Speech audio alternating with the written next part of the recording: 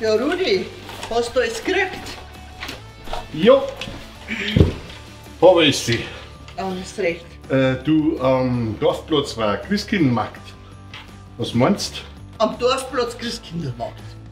Ja, das kenne ich schon. Da batzt man sich wieder eine halbe Stunde lang durch die ganzen Leute durch. An jedem zweiten Standel muss man stehen bleiben, weil man irgendjemand trifft, mit dem man ratschen muss. Ja, und dann zieht man sich noch zwei fettige Bosnersemen hinten, wo man sich einen Anorak auch noch mit der Sauce vollträdelt. Ja, und dann zum Schluss langt man wieder am Glühweinstand, trinkt 3 Glasel von dem süßen Zeug mit Schuss und in der Nacht wackelt man daheim. Und was ist das Ende vom Lied? Am nächsten Tag haben wir alle 2 Schädel weh. Und? Gehen wir hin? Ja, freilich gehen wir hin. Auf geht's, ich will gerade noch Kaum und Jacken. Ja.